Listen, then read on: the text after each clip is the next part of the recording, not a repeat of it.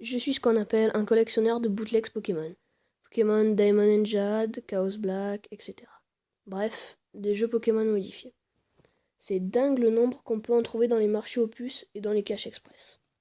Ils sont en général fun, même si parfois injouables, voire souvent. Les traductions et qualités pourries les rendaient non intentionnellement humoristiques. J'ai pu retrouver la plupart d'entre eux sur le net, mais il y en a un que personne ne mentionne. Je l'ai acheté au marché aux puces il y a 5 ans. Voici un scan de la cartouche au cas où quelqu'un la reconnaîtrait. Malheureusement, après mon déménagement d'il y a 2 ans, je l'ai perdu. Impossible de vous fournir des screen caps, navré. Cependant, je crois que c'est mieux ainsi. Le jeu commence avec l'intro habituelle, avec Nidorino et Ectoplasma à des versions bleues et rouges. Mais l'écran titre est différent. Red était là, mais le Pokémon était absent. Il y a aussi marqué Black Version sous le logo Pokémon. Après avoir choisi New Game, le jeu commence avec le professeur Chen, et il était de plus en plus évident que le jeu était un hack de Pokémon Rouge. Une fois le starter choisi, en regardant dans l'équipe, en plus de Bulbizarre, Salamèche ou Carapuce, un autre Pokémon, Ghost. Le Pokémon était niveau 1, il a le sprite des fantômes qu'on rencontre dans la tour de l'avant-ville, avant d'avoir le Silph-Scope. Il n'a qu'une attaque, Curse, malédiction. Je sais qu'il existe déjà malédiction dans les attaques Pokémon, mais celle-ci n'existant pas encore dans la génération 1, c'est vraisemblablement un hack.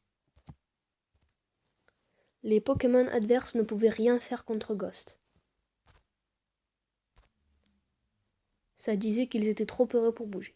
Quand Curse était utilisé, l'écran devenait noir. Le cri du Pokémon adverse se faisait entendre, mais il était distordu et le ton était beaucoup plus bas. L'écran revient à la bataille et le Pokémon adverse disparaissait. Si c'est utilisé lors d'un duel avec un dresseur, quand les Pokéballs représentaient leurs Pokémon restant dans le coin, une de ces Pokéballs disparaît aussi. Le Pokémon mourait réellement. Encore plus étrange, une fois un dresseur vaincu, ça disait Red gagne 200$ pour sa victoire. Les commandes de combat réapparaissaient si on choisissait Run, la bataille se terminait normalement. On pouvait aussi utiliser Curse, dans ce cas, on revenait au monde du jeu et le sprite du dresseur disparaissait. En quittant et en revenant dans la zone, l'endroit où le dresseur était se trouve une petite pierre tombale, comme celle de la tour de l'avant-ville. Curse n'était pas utilisable à 100%. Il échouait avec les Pokémon fantômes comme Ectoplasma. Cela échouait aussi face à des dresseurs qu'on devait revoir par la suite, comme le Rival ou Giovanni. Mais l'attaque refonctionnait dans leur bataille finale. J'imagine que c'était l'intérêt du jeu, de pouvoir utiliser les fantômes incapturables à l'origine. Et parce que Curse rendait le jeu facile, je m'en servis tout le temps durant toute l'aventure. Le jeu prit un changement après la défaite de la Ligue Pokémon. Après avoir vu l'écran qui affiche les Pokémon vainqueurs, c'est-à-dire Ghost et quelques Pokémon au niveau très bas, l'écran vire au noir. Une boîte texte apparaît avec les mots Many Years Later, des années plus tard. On arrive alors sur la tour de l'avant-ville, un vieil homme est là, en train de regarder les pierres tombales. On réalise que cet homme est en fait le joueur, Red. L'homme bouge à moitié moins vite que le joueur, on n'a plus un seul Pokémon, même pas Ghost, qui soit dit en passant était impossible à enlever de l'équipe pour mettre dans les PC. Le monde entier est complètement vide. Aucune personne nulle part. Par contre, les tombes des dresseurs n'avaient pas bougé. On peut aller pratiquement partout à ce niveau, bien que les mouvements soient limités, sans Pokémon avec leur CT. Et quel que soit l'endroit où vous êtes, la musique de l'avant-ville continue dans une boucle infinie. Après avoir visité un moment, j'ai découvert que le buisson qui bouche l'entrée de Diglett's Cave n'est plus là, vous laissant entrer et revenir à Bourg-Palette. En entrant dans la maison de départ et en se mettant à l'endroit exact du début du jeu, l'écran vire au noir. Puis un sprite de Chenipan apparaît, puis remplacé par un Roucoule, puis un Coconfort. Je me rendis compte alors que les Pokémon allaient de Rattata à Tortank. C'était tous les Pokémon sur lesquels j'utilisais Curse.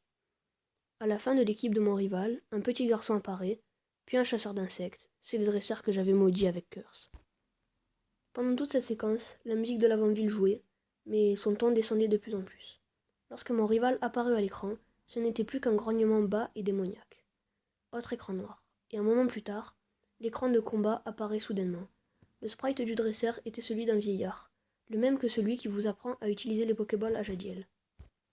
Ghost apparaît de l'autre côté avec les mots Ghost wants to fight en dessous, c'est-à-dire Ghost veut se battre. Impossible d'utiliser des objets et on n'a plus de Pokémon. La fuite échoue à chaque fois, l'unique option possible était Fight. Combattre vous donne simplement la possibilité de faire un étranglement, ce qui échouait à chaque fois et vous draine un peu de HP sans pour autant affecter Ghost. Autour de Ghost, ça dit simplement 3 petits points. Éventuellement, lorsque les HP atteignent un point critique, Ghost utilise finalement Curse. L'écran vire au noir une dernière fois. Peu importe les boutons appuyés, on est en permanence bloqué à cet écran noir. À ce point, la seule chose à faire était d'éteindre la Game Boy. Quand on relance le jeu, New Game était la seule option. Le fichier de sauvegarde avait été effacé par le jeu. J'ai joué à ce jeu hacké maintes et maintes fois, et à chaque fois, le jeu se terminait de cette manière. Plusieurs fois j'ai tenté de ne jamais utiliser Ghost, bien qu'il était impossible de l'enlever de l'équipe. Dans ces cas, aucun Pokémon ou dresseur n'apparaissait listé et le jeu arrivait directement à la bataille avec Ghost. Je ne suis pas sûr des motifs qui ont poussé le créateur de ce hack à le créer. Il n'a pas été distribué largement, donc ce n'était pas pour le fric. Il était super bien fait ce bootleg. J'imagine que le codeur voulait transmettre un message, bien que j'en ai été le seul destinataire. Je ne suis pas sûr de son message. L'inévitabilité de la mort? Son non-sens? Ou essayait-il simplement d'injecter morbidement la mort et les ténèbres dans un jeu pour enfants? Quoi qu'il en soit, ce jeu pour enfants m'a fait réfléchir, et il m'a fait pleurer.